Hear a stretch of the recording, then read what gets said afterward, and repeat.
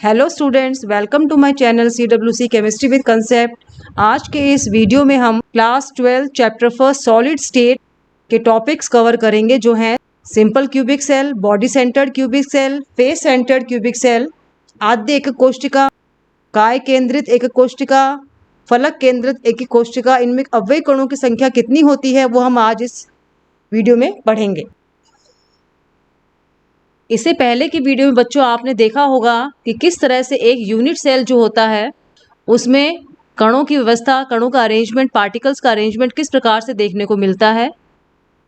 हमने देखा था कि एक जो क्रिस्टल लैटिक्स होता है, क्रिस्टल जालक होता है, उसमें किस तरह से एक यूनिट सेल जो होती है, एकक कोशिका जो होती है, काम करती है और किस प्रकार से एक एकक कोशिका को बार बार रिपीट करके हम एक क्रिस्टल लैटिक्स, क्रिस्टल जालक का निर्माण कर लेते हैं। जब हमने बात की थी एकक कोशिका यूनिट सेल की, तब हमने देखी थी कि यूनिट सेल जो होती है वो 4 प्रकार की थी। पहला वाला जो था हमारा आद्य एकक कोशिका थी, दूसरा हमारा अंतः केंद्रित घनीय एकक कोशिका थी, तीसरा फलक केंद्रित एकक कोशिका और चौथा जो था हमारा अंत्य केंद्रित एकक कोशिका थी। इनके प्रकार जो थे, उनके कण कहाँ उपस्थित थे, कणों की व्यवस्था के हिसाब से इनके प्रकार थे। पार्टिकल्स अगर सिर्फ 8 कोनों पे प्रेजेंट हैं तो उसको हम सिंपल क्यूबिक सेल कह रहे थे। अगर 8 कोनों के अलावा एक सेंटर पे पड़ा है, उस यूनिट सेल एकक कोशिका के बीचों बीच रखा हुआ है, तो उसको हम बॉडी सेंटर्ड क्यूबिक सेल कह रहे थे। 8 कोनों के अलावा हर फेस पर, हर फलक पर अगर एक पार्टिकल है तो उसको हम फेस सेंटर्ड क्यूबिक सेल कह रहे थे। और 8 कोनों के अलावा अगर किसी 2 अपोजिट फेस पर, 2 अपोजिट फलक पर पार्टिकल्स प्रेजेंट हैं तो उसको मैं एंड सेंटर्ड क्यूबिक सेल, अंत्य केंद्रित एकक कोशिका के नाम से पिछले वाले वीडियोस में बोल रही थी। हमने देखा था कि बच्चों जो पार्टिकल्स होते हैं आयंस के फॉर्म में भी हो सकते हैं, एटम्स के फॉर्म में भी हो सकते हैं, मॉलिक्यूल के फॉर्म में भी हो सकते हैं, जो उस सॉलिड में, उस यूनिट सेल में प्रेजेंट होते हैं। जब हम यूनिट सेल का फॉर्मेशन कर रहे थे बच्चों, तो हमारी यूनिट सेल जो थी, हम जितने भी एग्जाम्पल्स हमने पढ़े हैं फर्स्ट चैप्टर में, वो सारे जो है क्यूबिक यूनिट सेल के हैं, जिसमें सारी साइड्स जो है बराबर हैं। रफ डायग्राम जिसका आपको इस तरह से देखने को मिलेगा। इसमें पार्टिकल्स जो हैं, अभी बताया मैंने आपको किस तरह से अरेंजमेंट होता है, उसके हिसाब से इनका अलग अलग नाम है। ये ब्लैक ब्लैक जो है कोनों पर ये पार्टिकल्स हैं। कितने कोने होते हैं, कितने फेस होते हैं, हम पिछले स्लाइड्स में देख चुके हैं, पिछले वीडियोज़ में हम देख चुके हैं। जो बच्चे पहली बार इस वीडियो को देख रहे हैं वो पहले वाले वीडियोस को देखेंगे तो आपको ये वीडियो अच्छी तरह से समझ में आ जाएगा। अब जब हम पार्टिकल्स की, कणों की बात कर रहे हैं जो यहाँ पर कोनों में प्रेजेंट है, मैंने ये सिंपल क्यूबिक सेल आद्य घनीय एकक कोशिका का चित्र बनाया है, जिसमें पार्टिकल्स जो हैं सिर्फ कोनों पर ही प्रेजेंट होते हैं। क्योंकि घन के 8 कोने होते हैं तो यहाँ आपको 8 पार्टिकल्स जो हैं दिखाई दे रहे हैं बच्चों। अब इन सारी एकक कोशिकाओं, यूनिट सेल्स के बारे में बच्चों आगे की स्लाइड्स में हम एक एक करके पढ़ेंगे। ध्यान से इस वीडियो को बच्चों देखेंगे, क्योंकि आगे जो हम अरेंजमेंट करेंगे 1 डायमेंशन में, 2 डायमेंशन में और 3 डायमेंशन में, जब तक आपको इन पार्टिकल्स का, कणों का अरेंजमेंट समझ में नहीं आएगा, आगे वाले वीडियोस जो हैं इस चैप्टर के वो भी आपके समझ में नहीं आएंगे। चलिए बच्चों, अगली स्लाइड में हम देखते हैं सिंपल क्यूबिक सेल, जिसको हम SCC या आद्य घनीय एकक कोशिका कहते हैं। जब बात आई है बच्चों घनीय की, तो मैंने आपसे पिछली वाले वीडियोस में बताया था कि जो यूनिट सेल एकक कोशिका होती है उसमें A, B, C 3 तरह की साइड होती हैं और अल्फा, बीटा, गामा 3 तरह के एंगल होते हैं। इन साइड्स को चेंज करके और इन एंगल्स को चेंज करके हमने बच्चों 7 प्रकार के क्रिस्टल तंत्र, क्रिस्टल सिस्टम्स बनाए थे। जो हमने 7 तरह के, 7 टाइप्स के क्रिस्टल सिस्टम बनाए थे, A, B, C, alpha, beta, gamma को चेंज करके, उनके अंदर जब हमने पार्टिकल्स का अरेंजमेंट किया था कोने पर या फेस पर या बॉडी के बीचों बीच, तो उससे हमें 14 टाइप्स के ब्रेवे लैटिक्स, ब्रेवे जालक हमें मिले थे। आपको शायद याद आ गया होगा मैं किस बारे में बात कर रही हूँ। अब हम बात करते हैं सिंपल क्यूबिक सेल की, आद्य घनीय एकक कोशिका। क्योंकि ये घन है तो इसकी सारी साइड्स जो है बच्चों बराबर हैं। आप इस पिक्चर में देख सकते हैं सारी साइड्स बराबर हैं।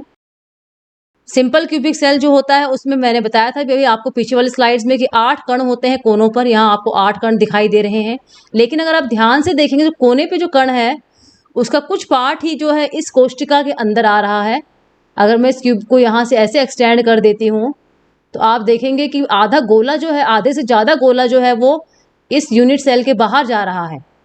बच्चों ध्यान से देखेंगे इसको, इस तरह से अगर मैं इनको एक्सटेंड कर देती हूँ, इस गोले के सेंटर में इसको इस तरह से मिला देती हूँ, तो हम देखेंगे कि ये वाला हिस्सा जो है यहाँ से लेकर यहाँ तक हर गोले का हर पार्टिकल का अवयव कण जो है उसका इस क्यूबिक सेल के अंदर नहीं आ रहा है, बाहर वाले हिस्से में यहाँ है। तो सिर्फ जो ये वाला हिस्सा है जो अंदर की तरफ है, ये वाला हिस्सा ही इस यूनिट सेल में आ रहा है। इसी चीज को बच्चों यहाँ नीचे दिखाया हुआ है। ये जो नीचे रखा हुआ है ब्लू, ये एक पार्टिकल है कोने का। अब इस पार्टिकल को जब हम काउंट करेंगे कितनों से टच हो रहा है तो कैसे काउंट करेंगे, देखिए बच्चों ऊपर जो है 1 2 3 4, 4 जो यूनिट सेल एकक कोशिका ऊपर है और 4 ही हमारे नीचे है, 5 6 7 और 8। इसका मतलब जो कोने पर ये जो पार्टिकल रखा हुआ है, ये 8 जो है यूनिट सेल के कांटेक्ट में आ रहा है। 8 यूनिट सेल एकक कोशिकाओं के बीच में ये डिवाइड हो रहा है। इस चीज को बच्चों आप ऐसे भी दे सकते हैं, क्लास में जिस टेबल के ऊपर आप बैठते हैं उस टेबल के कोना जो है, एक कोने को आप सिलेक्ट कर दीजिए और उस कोने के चारों तरफ जो है आप टेबल लगा के देखिए, तो आप देखेंगे कि आप जिस टेबल पे बैठे हुए हैं उसके बगल में एक टेबल लग जाएगा, उस बगल वाले के आगे एक टेबल लग जाएगा, आगे वाले के बगल में फिर एक टेबल लग जाएगा और 4 टेबल जो हैं आप उल्टे लगा सकते हैं उन चारों के ऊपर। तो जो कोना है जिसकी मैं बात कर रही हूँ, आप देखेंगे कि वो 8 टेबल्स के टच में आ रहा है। तो जब एससीसी एकक कोशिका की हम बात करते हैं तो बच्चों एक पार्टिकल जो होता है, एक कण जो होता है कोने पर, 8 यूनिट सेल के कांटेक्ट में वो आता है। ये वाला जो कण है ये 8 यूनिट सेल के कांटेक्ट में रहता है। तो इसको हम इस तरह भी कह सकते हैं कि एक अवयव कण जो है एक से अधिक एकक कोशिका में डिवाइड रहता है, संबंधित रहता है या सहभाजित रहता है। Single atom is related to more than 1 unit cell. ये जो एटम है पूरा का पूरा वो इस एक यूनिट सेल एकक कोशिका का नहीं माना जाएगा। इसका कुछ हिस्सा जो है, जिसे मैंने यहाँ दिखा रखा था, ये वाला हिस्सा इसका नीचे वाले यूनिट सेल में आ रहा है, ये वाला हिस्सा इसका ये देखिए यहाँ आ रहा है, ये वाला हिस्सा इसके में आ रहा है और ये वाला यहाँ आ रहा है। नीचे 4 में डिवाइड हो रहा है और ऊपर भी 4 में ये डिवाइड हो रहा है। तो जो कोने वाला एटम होता है वो 8 यूनिट सेल एकक कोशिकाओं से टच होता है, 8 एकक कोशिकाओं में डिवाइड रहता है। तो एक यूनिट सेल को इसका कितना भाग मिलेगा वो हम आगे देखेंगे। तो आप समझ गए होंगे कि वो पूरी तरह से एक ही यूनिट सेल में नहीं रहता है, अपने आसपास की एकक कोशिकाओं में शेयर रहता है वो। अब हम ये देखेंगे कि इस यूनिट सेल में जिसके कोने पे मैंने ये पार्टिकल रखा हुआ है, इस पार्टिकल का इस यूनिट सेल में कितना शेयर होता है। हमने इस नीचे वाले डायग्राम में देखा था बच्चों, जो पार्टिकल रखा हुआ है बीचों बीच, ऊपर 4 यूनिट सेल हैं, एकक कोशिकाएं हैं इसके, और नीचे भी 4 एकक कोशिकाएं हैं। इसका मतलब एक जो कण है वो कितने में डिवाइड हो गया बच्चों, 8 यूनिट सेल के बीच में ये डिवाइडेड है। तो एक यूनिट सेल में इसको कितना पार्ट मिलेगा, एक एकक कोशिका एक यूनिट सेल में कितना पार्ट इसको मिलेगा। अगर एक कोई चीज है हमारे पास, एक वो 8 में डिवाइड है तो एक को कितना मिलेगा, 1/8। एक यूनिट सेल में कितना पार्ट आएगा इस पार्टिकल का, 1/8। इसको आप ऐसे भी समझ सकते हैं, मान लीजिए आपके पास में 8 बिस्किट हैं, बिस्किट के पैकेट्स हैं या बिस्किट हैं, आपने उनको 8 लड़कियों के बीच में बांट दिया तो आपको तो एक मिला शेयर, और टोटल कितने थे वो मैंने नीचे लिख दिए, और आपको जो शेयर मिला वो मैंने ऊपर लिख दिया।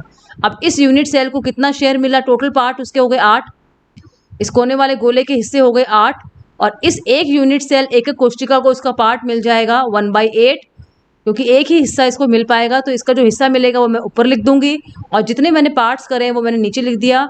तो कोने वाला जो होता है बच्चों याद रखेंगे कि जो कॉर्नर पे पार्टिकल होता है एटम्स, आयन या मॉलिक्यूल के फॉर्म में, उसका कॉन्ट्रीब्यूशन होता है उस यूनिट सेल में 1/8 होता है। इस यूनिट सेल को इस गोले का 1/8 1/8 पोर्शन 1/8 हिस्सा ही मिल पाएगा। इसके बारे में और डिटेल में हम आगे आने वाली स्लाइड्स में देखेंगे। इसको हम इस तरह भी कह सकते हैं कि टोटल एटम्स कितने हैं, कुल अवयव कण हमारे हो गए 8। यहाँ इस डायग्राम को बच्चों और अच्छे से समझ सकते हैं कि एक यूनिट सेल यहाँ एकक कोशिका बनाई हुई है और इस कोने वाले कण का कुछ हिस्सा ही अंदर है, बाकी देखिए बाहर है, इसका भी बाहर है हिस्सा। तो इस यूनिट सेल को जो कंट्रीब्यूशन मिल रहा है 1/8 हिस्सा ही इसका मिल पा रहा है। तो मैंने लिख दिया कुल एटम्स, टोटल एटम्स कितने हो गए, 8 हो गए। जो कोने पे एटम है उसका कंट्रीब्यूशन कितना हो गया इस यूनिट सेल में, जो मैंने यूनिट सेल बना के दिखाई हुई है इस डायग्राम में, 1/8 हो गया, क्योंकि पूरा का पूरा कोने वाला जो एटम या अवयव कण है वो इसको नहीं मिल रहा है, इसका कुछ पोर्शन जो है यूनिट सेल के एकक कोशिका के बाहर भी है, ये देखिए बाहर पोर्शन है, हमारी यूनिट सेल जो है वो यही खत्म हो गई, लेकिन इसके बाहर जो कोने वाला कण है उसका कुछ पोर्शन जो है इस यूनिट सेल के बाहर रह गया, जो इसमें अंदर काउंट नहीं होगा। अब हम बात करेंगे कणों का एकक कोशिका में योगदान। 1/8 हो गया, उस एक कण का जो 1/8 हो गया। टोटल कण कितने हैं हमारे पास, कितने बच्चों, 8 हैं। तो हर कण जो है 1/8 देगा, तो हमारा कितना हो जाएगा। इतना हार्ड कैलकुलेशन नहीं है बच्चों मैथ्स का। उसके कोने पे 8 पार्टिकल्स प्रेजेंट हैं, अवयवी कण प्रेजेंट है, और हर पार्टिकल जो है उसका कॉन्ट्रीब्यूशन है 1/8। तो इसको मैं अगर 8 टाइम्स लिखूंगी तो हमारा आंसर कितना आएगा बच्चों। एक तरीका ये है, इसको 8 टाइम्स लिख दीजिए या फिर मल्टीप्लाई कर दीजिए 8 से, तो हमारा आंसर आ जाएगा 1। तो इफेक्टिव एटम्स अगर कभी आपको पूछते हैं सिंपल क्यूबिक सेल में, तो बच्चों उसका हमेशा आंसर आएगा 1। कैसा है, आपको समझ में आ गया होगा कि कोने पे जो थे 8 पार्टिकल्स रखे हुए थे, 8 कण रखे हुए थे। 8 जो कण हैं सबका 1/8 हिस्सा मिला है इस यूनिट सेल को, बाकी हिस्सा तो बाहर रह गया। अब 1/8 को या तो आप 8 टाइम्स प्लस कर लीजिए या 1/8 को 8 से मल्टीप्लाई कर लेंगे, तो अपना आंसर आ जाएगा 1। तो कोने वाला जो पार्टिकल होता है, हम बात कर रहे हैं सिंपल क्यूबिक सेल की, सरल आद्य एकक कोशिका। इसमें जो है प्रभावी कणों की संख्या 1 होती है। इसको और अच्छी तरह से दिखा रखा है बच्चों, नीचे काट कर ही देखिए। ये जो गोले वाला हिस्सा था, जब इसको इस तरह से काटा गया गोले वाले हिस्से को, तो इसका ये वाला भाग जो है यही इस यूनिट सेल को मिल पाया। बाकी जो बाहर वाला भाग है वो इसके हिस्सा काउंट नहीं होगा। तो इन सब हिस्सों को हम 1/8 है सारे हिस्से, ये 1/8 को जब आपस में जोड़ेंगे तो इस पूरे के अंदर कितने हिस्से आएंगे, वो हमारा 1 आंसर हो जाएगा। तो प्रभावी कणों की संख्या आद्य एकक कोशिका में या सरल एकक कोशिका में SCC में 1 होती है। ये हमें याद रखनी है, आगे आने वाली कैलकुलेशंस में बच्चों ये वैल्यू काउंट होगी, बहुत काम आएगी अपने को। चलिए आगे की स्लाइड्स पे चलते हैं। अब आगे हम बात करते हैं बच्चों FCC की। FCC को फेस सेंटर्ड क्यूबिक सेल कहते हैं या फिर फलक केंद्रित एकक कोशिका। इसके बारे में डिटेल में हम बच्चों पहले की स्लाइड्स में पढ़ चुके हैं। जो बच्चे पहली बार इस वीडियो को देख रहे हैं वो मेरे चैनल के डिस्क्रिप्शन बॉक्स में जाके प्लेलिस्ट देख सकते हैं, वहाँ पे इसके चैप्टर के पहले की वीडियोस मैंने अपलोड कर रखे हैं। उनको पढ़कर ही अगर इस वीडियो को देखेंगे तो आपको और भी अच्छी तरह से समझ में आ जाएगा। फलक केंद्रित एकक कोशिका में बच्चों होता क्या है, 8 कोनों पे पार्टिकल्स होते हैं, यहाँ दिखाई दे रहे हैं 8 पार्टिकल्स जो होते हैं उस यूनिट सेल एकक कोशिका के कोनों पर होते हैं, और उसके जितने फेस होते हैं, फलक होते हैं। फलक अगर आपको नहीं समझ में आ रहा मैं किसको कह रही हूँ, तो आप एक कमरे को ध्यान में ले लीजिए।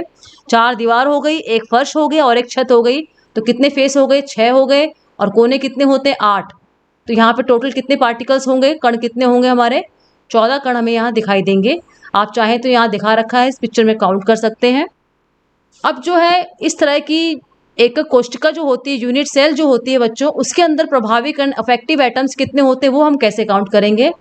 हमने अभी भी पीछे वाली स्लाइड्स में बच्चों कोने वाले एटम कितना कंट्रीब्यूट करता है इस यूनिट सेल में वो भी हमने निकाला है। कोने वाले एटम का कंट्रीब्यूशन होता है 1।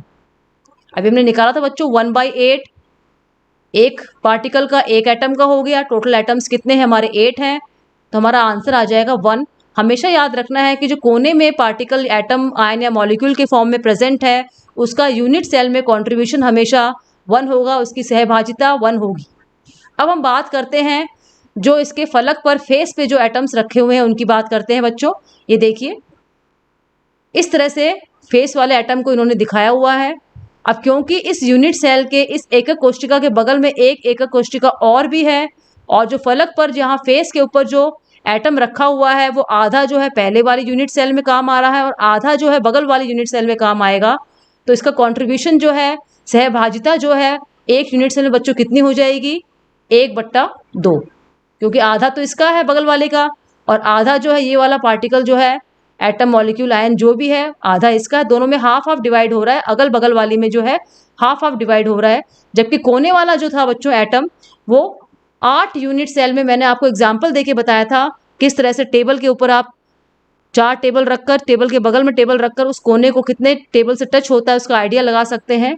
वैसे जो ये फलक वाला फेस वाला पार्टिकल होता है ये 2 यूनिट सेल के बीच में हाफ हाफ डिवाइड होता है। अब हमारे फेस कितने हैं, फलक कितने हैं बच्चों, 6 हैं, तो हमारा आंसर कितना आएगा, 3। एक तरीका तो ये है निकालने का एक तरीका अभी भी मैंने आपको बताया 1/8 को 8 टाइम्स 1/8 को अपन ने 8 टाइम्स ऐड किया था तो अपना आंसर 1 आया था। ऐसे ही क्योंकि 6 हैं इसके फेस तो इस वाले का आधा हो गया, फिर इस वाले का आधा हो गया, फिर इसके बगल वाले का हाफ हो गया। 6 फेस हैं और 6 फेस पे जो एटम प्रेजेंट है वो हाफ हाफ डिवाइड हो रहा है अगल बगल वाले के।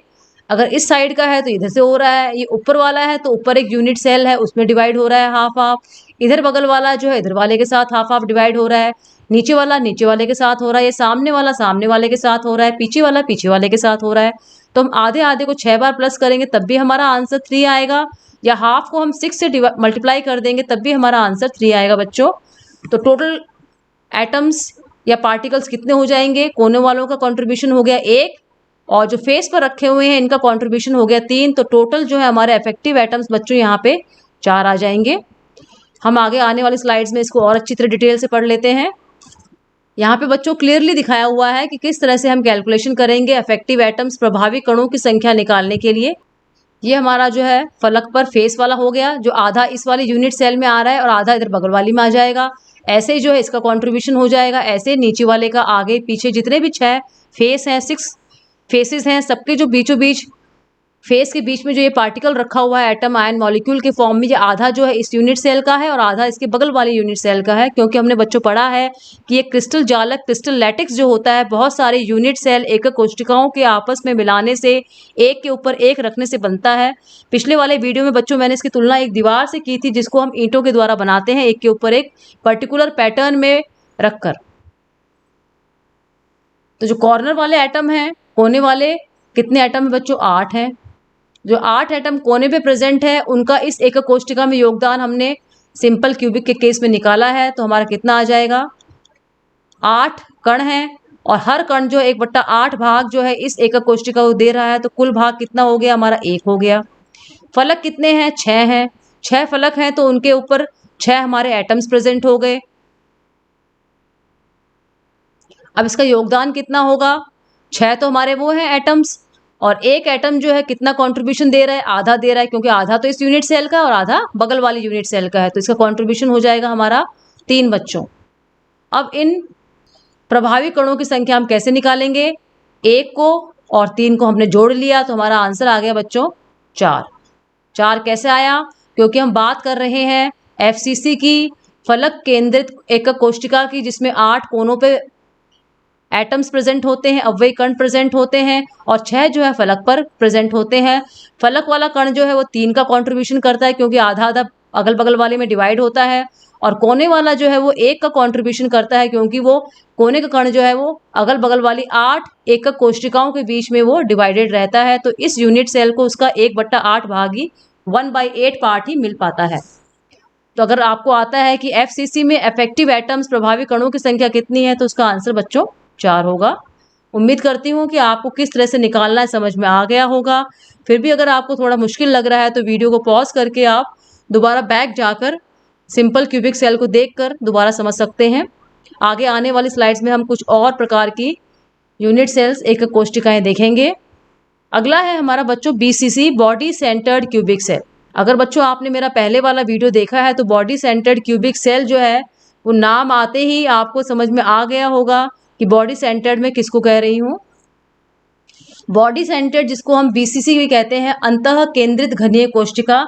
इसमें बच्चों 8 जो हैं कण कोनों पे होते हैं, ये दिखा रखे हैं जो बैंगनी रंग के पर्पल कलर में दिखा रखे हैं, और एक जो होता है इसमें एटम उस रूम के बीचों बीच रखा हुआ है। क्योंकि हम यूनिट सेल की तुलना जो है कभी अगर रूम से करते हैं तो रूम के कोने जो हैं ऊपर वाले कॉर्नर्स उनके ऊपर 8 कण हो जाएंगे और रूम के जो बीचों बीच हम एक पार्टिकल बड़ा सा रख सकते हैं। अब इसमें ध्यान यह देंगे कि हम जो कोने वाले पार्टिकल्स हैं बच्चों, अभी हमने किया था एफसीसी में और सिंपल क्यूबिक में, कोने वाले पार्टिकल्स का जो कॉन्ट्रीब्यूशन है, सहभागिता है, वो इस एकक कोशिका को 1/8 ही मिल पाती है। लेकिन जो बीच में कमरे के बीचों बीच जो रखा हुआ है बड़ा सा गेंद या एटम, उसका कंट्रीब्यूशन जो है वो पूरा का पूरा उस यूनिट सेल का होता है, बगल वाले में वो नहीं जाता है। आप इसको सोच के देखिए कि कमरा है और कमरे के बीचों बीच एक बॉल हमने रख दी है, तो वो बॉल जो है सिर्फ उस कमरे की ही मानी जाएगी। उसके अगल बगल में अगर और कमरे हैं जिनको हम यूनिट सेल कहते हैं, तो वहां उस बॉल का कोई कंट्रीब्यूशन नहीं होगा, वो पूरी की पूरी उस यूनिट सेल की ही मानी जाएगी।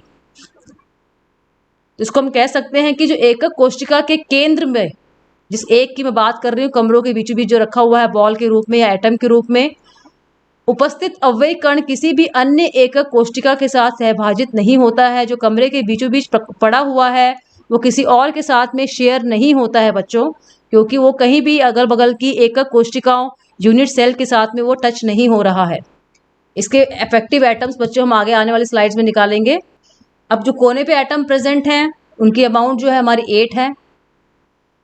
अब इन कोने वाले कणों का कंट्रीब्यूशन कितना होगा, हमने एफसीसी और एससीसी में निकाल के देखा है कि जो कोने वाला होता है कण, उसका कंट्रीब्यूशन इस यूनिट सेल को 1 ही मिलता है।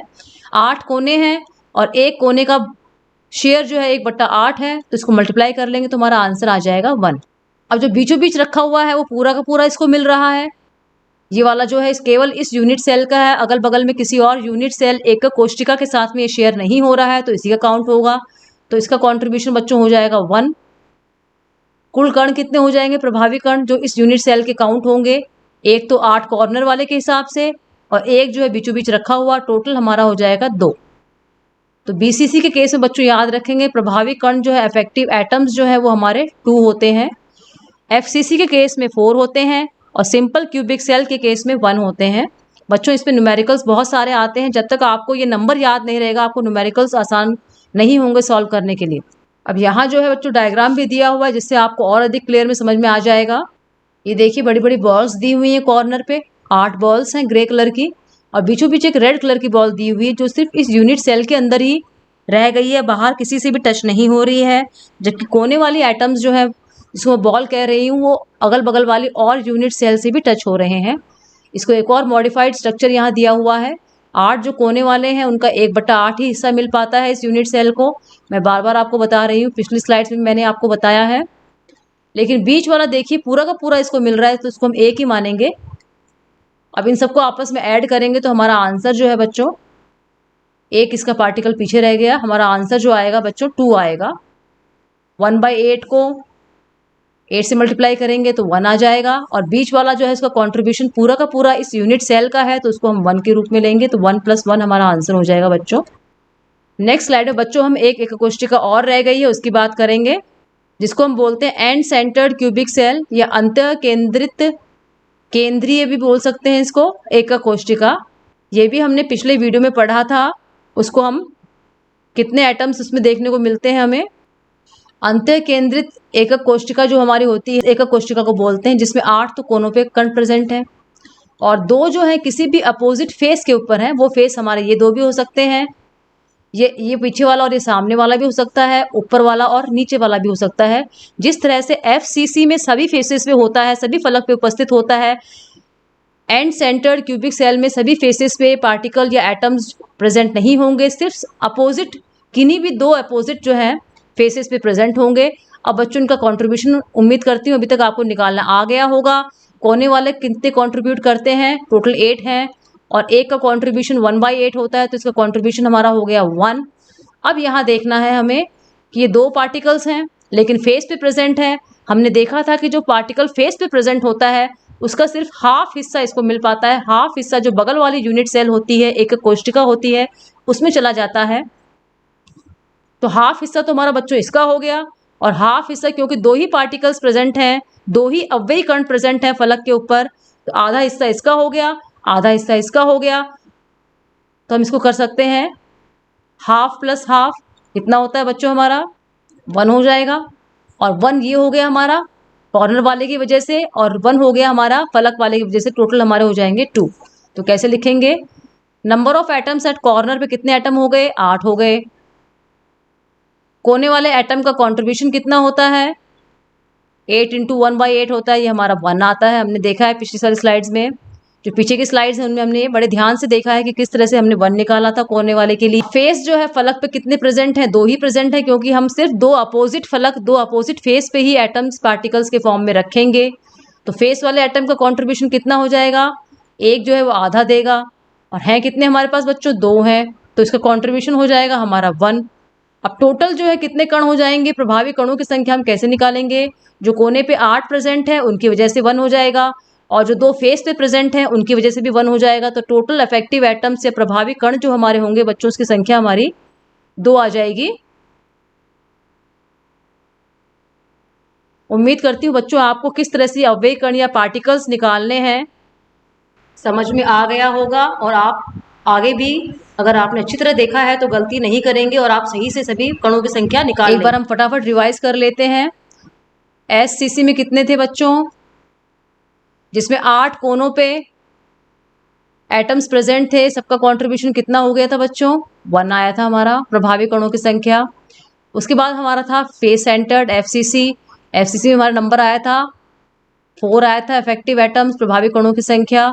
उसके बाद हमने पढ़ा था बीसीसी, बीसीसी में हमारे प्रभावी कणों की संख्या 2 आई थी। और फिर लास्ट में बच्चों हमने पढ़ा ईसीसी, जिसमें हमारे इफेक्टिव एटम्स या प्रभावी कणों की संख्या फिर से बीसीसी की तरह 2 ही आई है। बच्चों ये प्रभावी कण या इफेक्टिव एटम्स को निकालने के लिए आपको कितने फेसेस होते हैं, कितने कॉर्नर्स होते हैं, कितनी साइड्स होती हैं, कितना उनका सेंटर होता है, ये जो मैंने आपको पहले वाले वीडियोस में बताया था उसकी नॉलेज होनी जरूरी है। और क्योंकि जब वीडियो शुरू किए थे हमने इस चैप्टर्स के, तब भी मैंने आपको कह दिया था कि सारी फिगर्स जो आ रही हैं इस चैप्टर में वो सारे 3 डायमेंशनल हैं। इसको थोड़ा सा आपको एज्यूम करना पड़ेगा, कल्पना करनी पड़ेगी, क्योंकि 3 डायमेंशन जो होती हैं फिगर्स उनको अपन को पेपर पे बनाने में थोड़ी दिक्कत आती है। लेकिन क्योंकि आपने जनरली ये चीज़ें देखी हुई है, बॉल भी आपने देखी हुई है, जो मैंने एग्जाम्पल दिया था ईंट का, ब्रिक का या दीवार का, वो भी आपने देखी हुई है, जो मैंने क्लास के बेंच का या टेबल का एग्जाम्पल दिया था वो भी आपने देखी हुई है। तो उनको लेकर चीज़ को कल्पना करना, एज्यूम करने में आपको दिक्कत बच्चों नहीं आनी चाहिए। उम्मीद करती हूँ कि आपको ये वीडियो पसंद आया होगा। आगे आने वाले वीडियोज़ में हम ये जो पार्टिकल्स हैं इनका 1 डायमेंशनल, 2 डायमेंशनल और 3 डायमेंशनल अरेंजमेंट क्या होता है, कैसे होता है, और उससे कौन कौन से फॉर्मेशंस जो है क्रिस्टल्स बनते हैं, उनके बारे में हम आगे डिटेल में पढ़ेंगे। बच्चों आपको वीडियो अच्छा लगे तो लाइक कीजिएगा, अपने फ्रेंड्स को शेयर कीजिएगा।